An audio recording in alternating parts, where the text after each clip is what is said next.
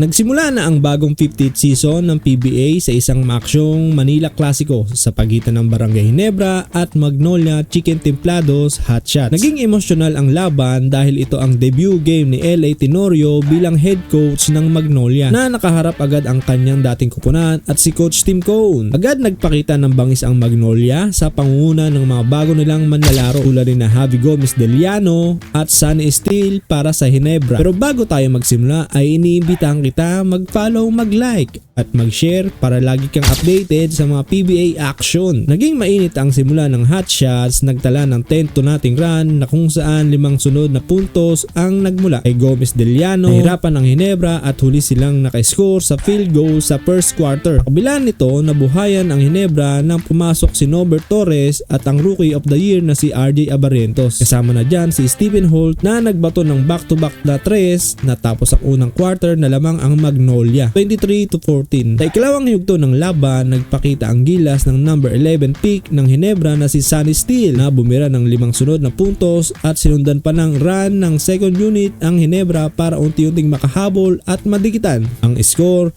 na 24-26. Gayunpaman, pinalawig pa rin ng Magnolia ang lamang at nagtapos ng first half sa score na 36-30. Pagdating ng ikatlong yugto, lalong umigting ang opensa ng Magnolia sa tulong ni Jerome Lastimosa at Xavier Lucero na nagpakyat sa kanilang lamang sa double digit na sumagot naman sina Abarrientos at Jeremiah Gray para sa Ginebra. Ngunit muling binalik ni Lastimosa at Gomez Deliano ang bentahe sa back-to-back 3-pointer shot. Sa pagtatapos ng ikatlong yugto, umabot sa 13 points ang kalamangan ng Hotshots 61-48. Sa huling yugto ng laban, sinubukan ng Ginebra na bumangon sa pamamagitan ni Gray at Abarrientos na nagtunaw sa lamang ng Magnolia sa 6 na puntos. Ngunit matapos ang timeout, pumatay sunog agad sina Lucero at Gomez Deliano sa kanilang mga 3 na nagpatibay sa opensa ng Hotshots. At sa dulo ng laban, napayuko na lang si Coach Tim Cone dahil sa matagumpay at solid na debut ni Coach LA Tenorio bilang head coach na nagresulta sa panalo na Magnolia Hotshots. Nagustuhan mo ba ang PBA update? I-follow mo na ako para lagi kang updated sa mga bago kong videos.